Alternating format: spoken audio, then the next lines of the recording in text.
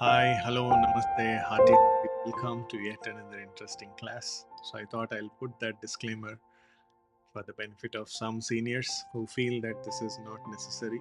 So I request you to please forward this because I have students from 18 to 80. So and people need motivation, people need inspiration. So anybody who doesn't want this, kindly skip this for the next 15 minutes or so, and we are right into the class. Okay. Now, for those of you, we have been continuing, our study on 48 laws of power, and gives me such a joy, that you are making some behavioral changes in your life too. So take care of this. It's very important. Sometimes, the free advice that we give to people has no value. I think we have to turn that into consultation. So when you look at, people like Tony Robbins, Robin Sharma, uh, all the leadership guru, and all these people, uh, I wonder, why people are paying like hundreds of thousands of dollars to these people. Because today there is no proper guide, there's no proper mentorship, there's no proper leader who can channelize their emotions and funnel it into a right direction. Okay. But if that is something, that is coming from our parents, our teachers, I think we must consider ourselves very, very blessed. If you are really, learned and you don't need anything, then that's absolutely fine. But at some places, including me, I think we try to give people free advice, and that has no value. You tell somebody, take care of your health. You're putting on a lot of weight, take care of your health. You're becoming dark, you're getting all this tan and all, and the tummy is coming, you're losing hair and things like that. When we tell people, they feel that it is body shaming them. So be careful whom you are talking, what you are talking. That's very, very important. In business, if you are offering, that counsel, that advice, for a little cost, at least, you will have so much of respect and there is value for your speech. So don't talk much. That's something that I've learned and I'm practicing these days, and I encourage you also. Because what we feel is, we are so much overloaded with information that we feel that, okay, I have to tell this to somebody, I have to share it with somebody, even they will be benefited and things like that. But not everyone, takes it in the right spirit. Ye apne ko gyan de raha hai types, so they may not feel the need for it. So this is class. I have students, so I cannot avoid this. But once I am before the student, I know what I have to talk, what I have to not talk. Okay. Well, so we'll continue with today's iLead inspiration.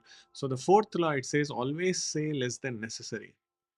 The more you speak, the more likely you are to reveal your intentions. In rule number 3, we said, conceal your intentions. So here is saying, don't talk much. When you're talking more, you will speak or reveal things which are unnecessary. So he's saying, you are more likely to reveal your intentions, weaknesses, or emotions. Speaking less makes you appear powerful, controlled, and wise. Don't apply in personal relationships. I mean, ladies, gentlemen, don't apply this with your wife, with your husband, with your loved ones. Don't try to get a PhD in breaking people's hearts. This is something in business, at your workplace, or in some, friendships. Those colleagues, they will be eating with you, they will be having a smoke with you, they'll be having a drink with you. The next moment, they will go leak to HR or your manager or to other people on the floor. So be aware, of those snakes. They are very, very venomous, very, very dangerous. It's okay if you have a direct enemy, but somebody is with you and that fellow is trying to betray you. Please be very careful about that. Even somebody in your team also who is divulging all your business secrets to the competitor, that person you must be really very, very careful of.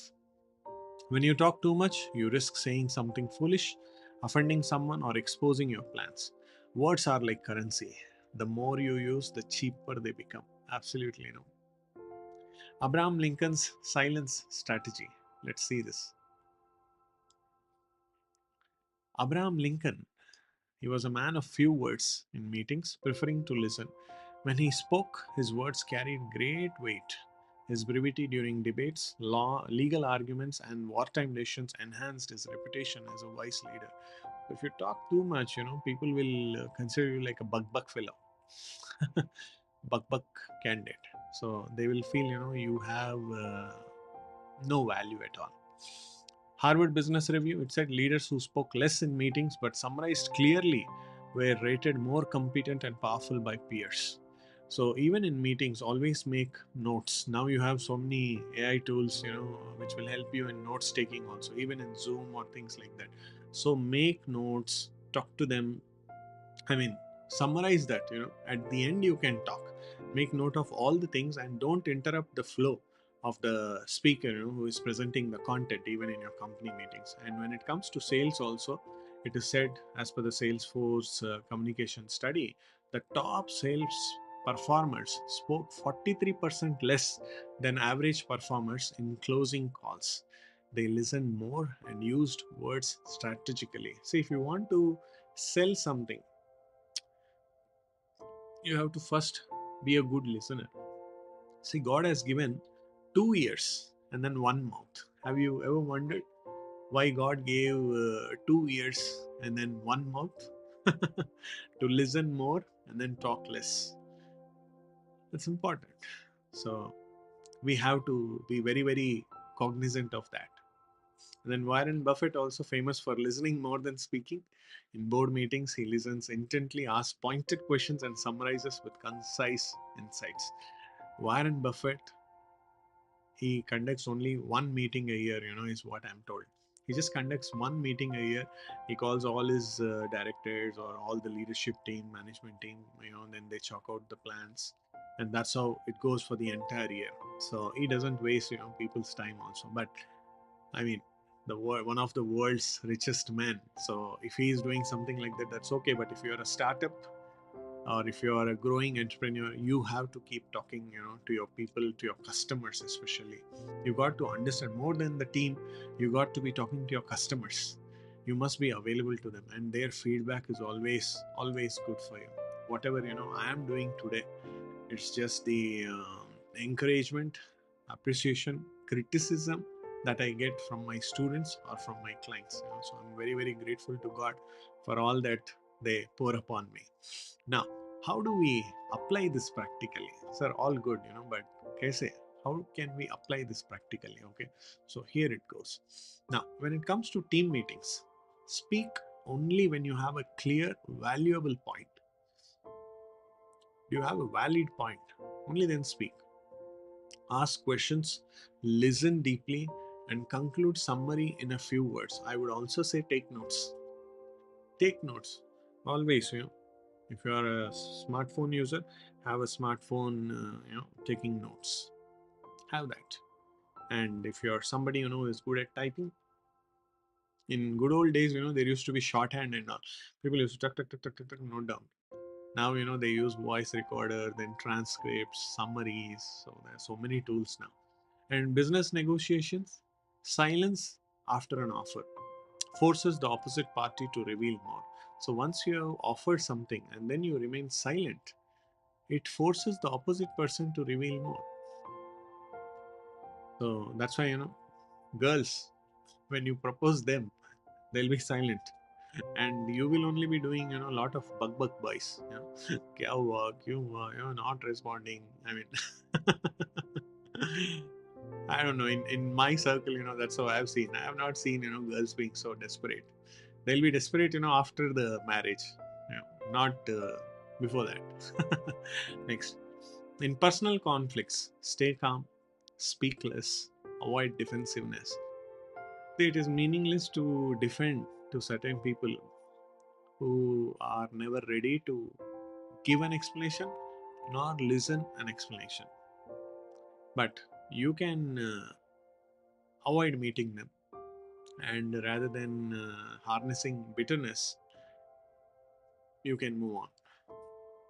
You can move on. I mean, if there is no ask and if there is no sharing, if there is no opportunity to explain yourself or the other person, I think that relationship is meaningless. Even in court, people, I mean, the judge. He will give you an opportunity of being heard. But of late, some relationships are like silent treatment, blocking. Suddenly, they disappear. Then they come after 2, 3 months. You know, all these things. So be emotional, but don't be an emotional fool.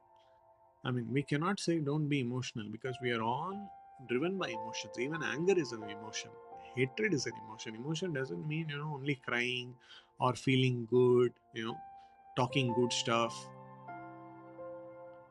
Emotional intelligence is a very important topic, in most of the MBA universities. Emotional intelligence, emotional quotient. It's very important. Before AI, there was also EI, emotional intelligence. Now it is AI, but it's EI. So I think now you have to use AI carefully. Maybe you can ask AI if I should use this much AI. Yeah. Then in social media, avoid emotional venting on WhatsApp or iFly, Instagram, Facebook, LinkedIn, and YouTube. It's our common, human ventilation platform. When you don't have anybody to share your feelings, what do? You pick up some post, then you try to put it in a WhatsApp status, and you want that to be seen by that person or to be communicated to that person and things like that. So I mean, even I used to do that initially, but now I stopped. Once we got into business, it taught us so many things. It taught us so many things. When messages are not subject to miscommunication, there's less room for misinterpretation. Sometimes people may also uh, misunderstand you. You may put it with one intent, and they may misinterpret it as something else. So be careful that it's not misunderstood or misinterpreted. Hmm? Chalo. I hope these things will be useful to you. We have to learn from these things. It's very important. I don't have much time, so in the little 10-15 minutes that I get, I have tried to present this to you. But each law has pages in that particular book. That's the book, 48 Laws of Power. If you can get a copy of that, and read it every now and then, that'll be always good for you. Yeah? Chalo, let's get into the class.